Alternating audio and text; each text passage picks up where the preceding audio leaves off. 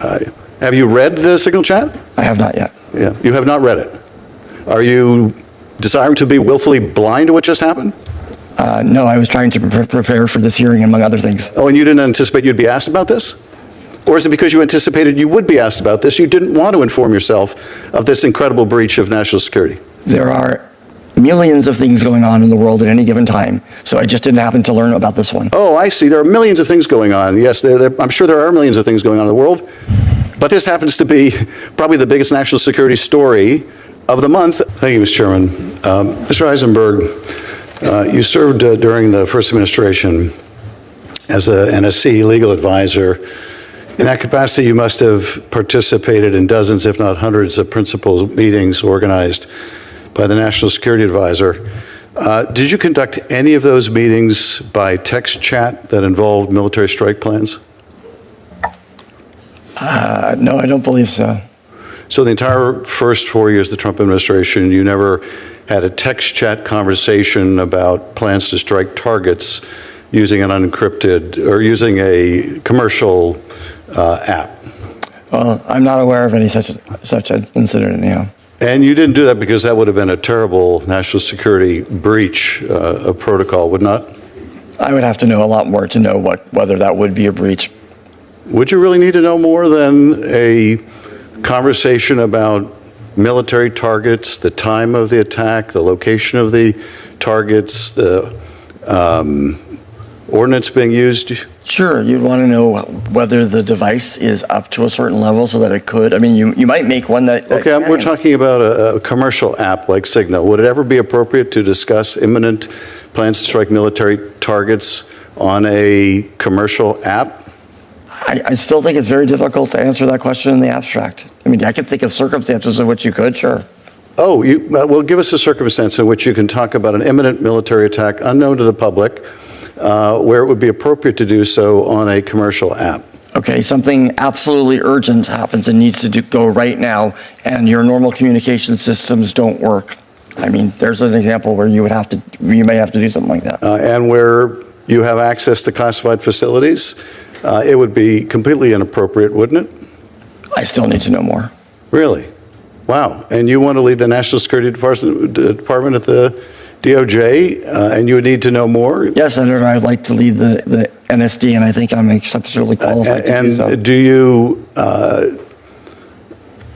you fail to believe the NSA and the DOD when they say that the use of commercial apps like Signal is a security threat and inappropriate for confidential or sensitive data? I haven't heard what either of those entities has said.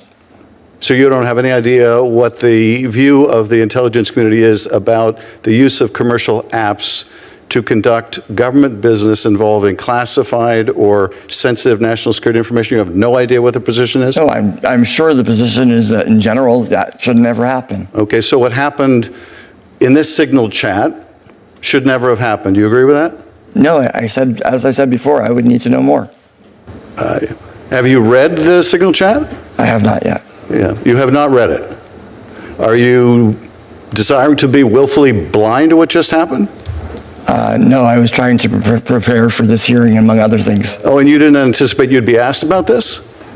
Or is it because you anticipated you would be asked about this, you didn't want to inform yourself of this incredible breach of national security? There are millions of things going on in the world at any given time, so I just didn't happen to learn about this one. Oh, I see. There are millions of things going on. Yes, I'm sure there are millions of things going on in the world. But this happens to be probably the biggest national security story of the month, which included a lot of other national security stories, including a war in the Middle East and including capitulation to Putin and Russia. But you just happened to neglect to read this one. Is that what we're led to believe? I just happened not to read it, that's all. Well, let me ask you this.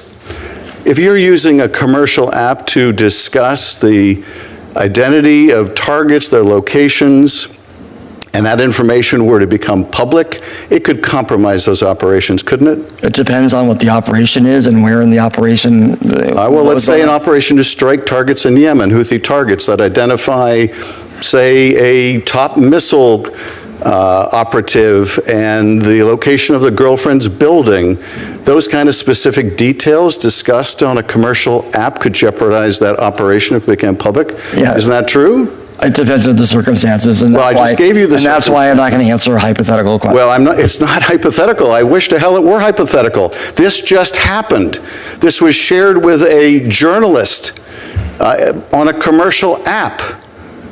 You need more information than that? Well, how about discussing denigrating our European allies on a commercial app? Could that have diplomatic fallout? I don't know the circumstances. Really?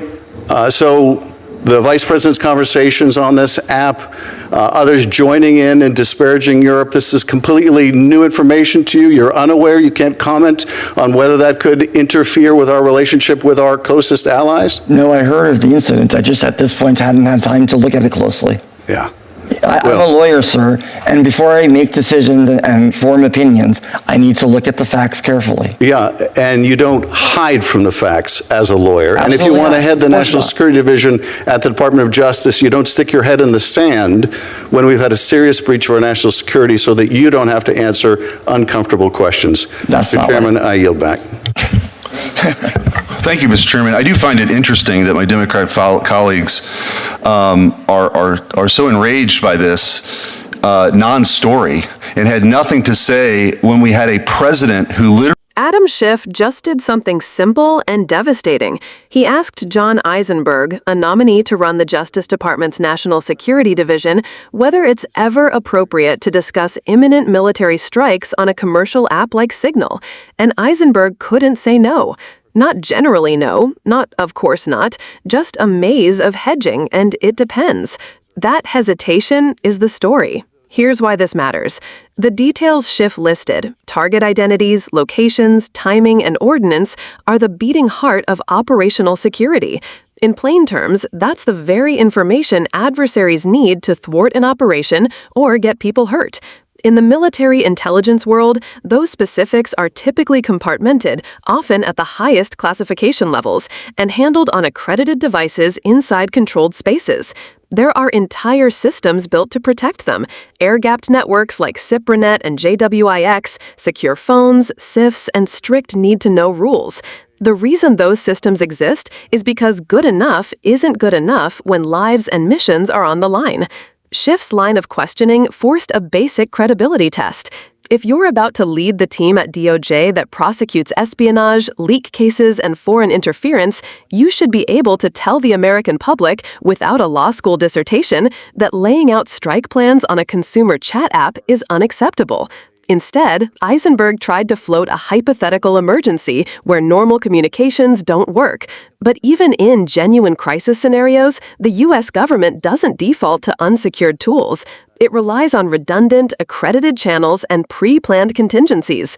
The idea that a nominee can't say that out loud is a warning sign about judgment. Another red flag, Eisenberg admitted he hadn't read the signal messages at the center of the scandal. That wasn't a trick question. If a major national security breach is dominating headlines, a nominee for the nation's top national security prosecutor's office should know the facts cold. Schiff pressed on this because it's not an academic exercise. When sensitive details hit a commercial platform and then make their way to journalists, three things happen. First, operations can be blown. Targets move, methods are exposed, sources dry up.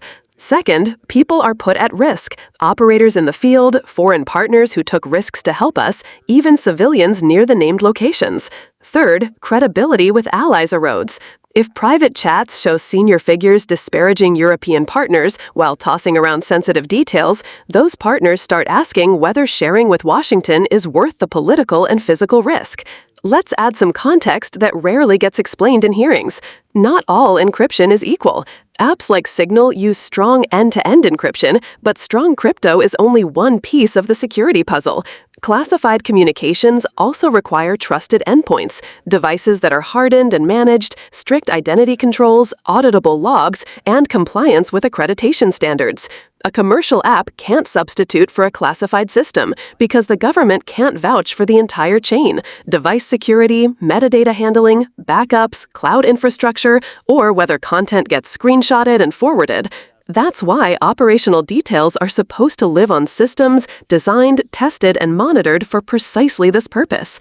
There's also the legal dimension. The U.S. has clear statutes and executive rules around safeguarding national defense information and promptly reporting suspected unauthorized disclosures.